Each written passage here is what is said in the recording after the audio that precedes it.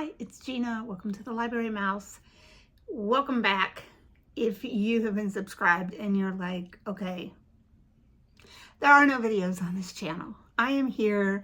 I actually read in June. Let's take a look at what got me out of my reading slump.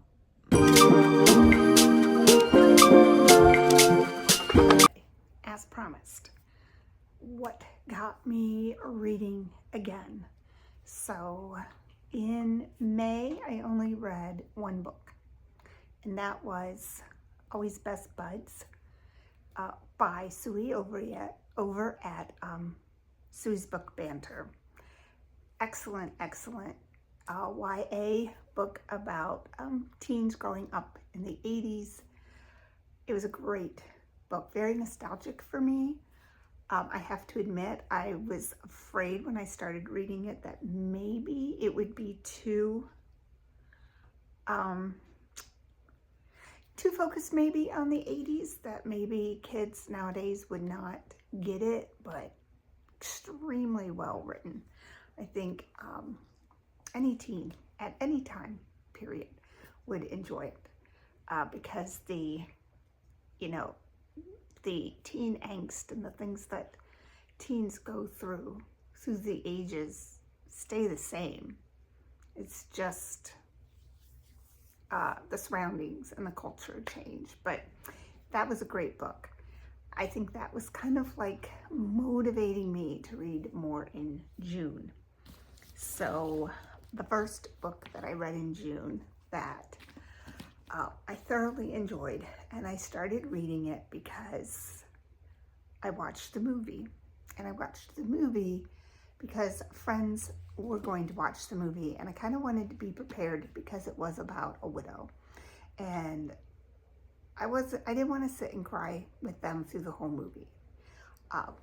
Did I cry through a lot of the movie? Yes. But for me, it wasn't super traumatic. Or triggering, I think, because she talked it was mostly about the death of her son. But then I read the book. Why did it take me so long to read this book? Remarkably Bright Creatures by Shelby Van Pelt.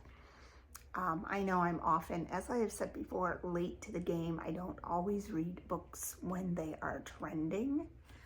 I just loved this book. I loved the movie. I feel like they were, for me, equally entertaining. Slight changes in them, but both. I couldn't stop watching the movie.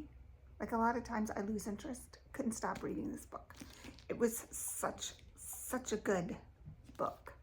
So I highly, if you have not read this like me, pick it up, read it, watch the movie. I mean, I'm a huge Sally Field fan, but even if you are not, it was just wonderful all the way around. I loved the way it was written.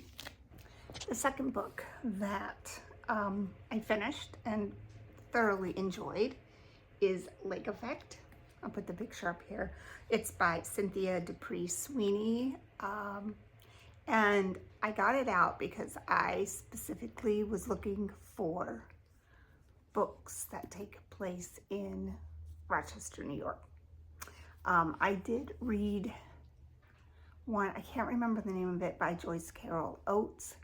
And if I find the video where I reviewed it, I'll include it up here.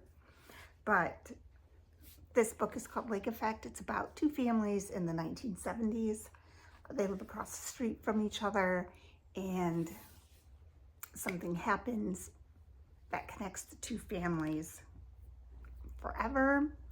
And it had a profound effect on the children of these two families. And then there is a fast forward to now when the children are adults, and how they come to terms with what happened during that time period. It's a great family drama. The only thing I was not prepared for was at the end, a character goes to hospice, and that hit really close to home. But I would not have not read that book just because of that. I mean, it was an excellent book. And it's funny because I was just reading, or as I was showing you, looking at the back of Remarkably Bright Creatures, and Cynthia Dupree Sweeney actually has written a review for the book on the back. She's also the author of Good Company and The Nest. I have not read either of them, but I definitely would like to read more by this author because I had never heard of her before. So yes, Lake Effect. And finally, the third book that I have read. So I started out with this book. I wanted to read it because I did enjoy thoroughly A Man Called Ove. I did not enjoy Anxious People. I stopped reading that book. And yeah, I didn't like the conversation. And I didn't really even like the premise of that book. And I thought that I would. But I found this one at the library, and I don't remember ever reading anything about it. And it's Britt Was Here by Effect-Cynthia. And I started out not really enjoying this character, kind of the same way as I really didn't love Ove when I started reading that book. They're both kind of self-absorbed. They come across as self-absorbed, grumpy characters. People that you wouldn't want to hang around with. But then as the story progresses, you dig deeper into their character and you find out why they act the way they do, and that they really are good people at heart. And that is exactly what happens in this book. Britt Marie leaves her cheating husband and winds up in this small town called Borg, where the employment agency has sent her for a job. And while she is there, she pretty much finds a whole new family, a new community. She finds herself in the process. And then her husband returns to say how sorry he is. And I'm not going to tell you what happens, but by the end, I mean, you just really love her. You love the other characters in this town. You love the connections that they make. And Fredrik Backman just always says profound things in the very simplest way. And this book was no different. So if you are looking for I guess it was lesser known to me, a lesser known Backman book, I definitely recommend Britt Marie Was Here. So good. So good. Now, what am I reading for July? Let's take a look so far. Okay. First book is The Readers of Broken Wheel recommend. So this has been on my TBR for quite a while, ever since I first saw it at a bookstore in Clayton last year. Finally found it at the library. So basically, this girl named Sarah has been pen pals with a woman named Amy for quite a long time. And the one thing they have in common is their love of books and reading. And Amy invites Sarah to come to the United States. Sarah is from Sweden. Come to the United States and stay with her for a few weeks in the summer to see what it's like. They can talk about books. So Sarah ends up in Broken Wheel, Iowa, only to find out that Amy died the day before she got there. And now Sarah is in Iowa. And the town, very small town, decides that she should stay in Amy's house and live there for a while, which I found not realistic.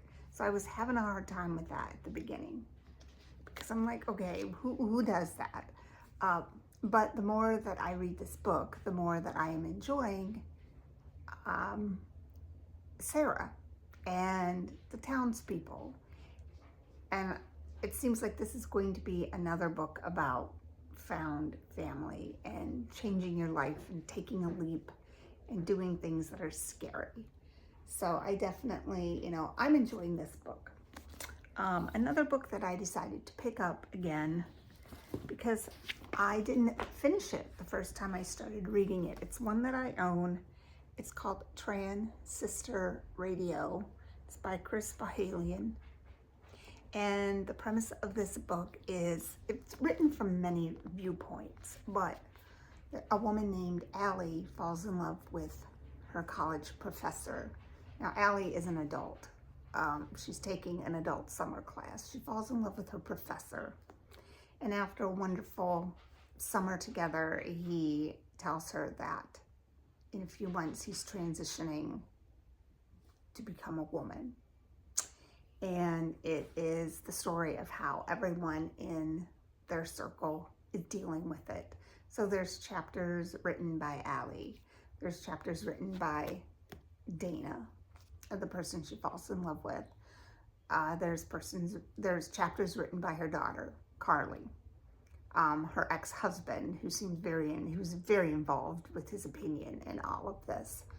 And it's very well written. I don't know why I never finished it. I think I got about halfway through the first time, and I was looking through my things and I saw this book and I'm like, you know what? I'm going to read this again. So very timely, it's a very timely book. This was written in, and you know what, generally,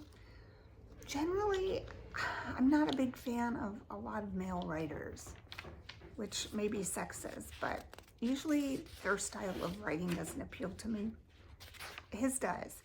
And this was written in 2000. So I'm enjoying it so far. This is the one mostly that I'm reading right now. So I have 2 on the docket for July, and I think I'm going to try to pick up my own challenge of a Newbery winner every month. So I have to find that, but that is what I am reading and have read. So hopefully I am back at this. Hopefully my reading is, back at least 2 or 3 books a month, which was my original goal for the new year. My goal is to read 36 books this year. Will I make it? I don't think so, because my winter was really bad. It was a bad winter, but I am on the uphill, so it's going to continue. So just a shorty video, and I hope to be back soon with a new one and get some reading vlogs in again. I've put a couple new videos on my other channel, which I'll link below, which talks more about solo living, retirement, grief, widowhood, that kind of thing. So I thought maybe I could separate those things a little bit more and make this more booktube focused, but I will always continue doing my bookish vlogs because that's what I like. So anyway, I will see you on the next video. Happy reading.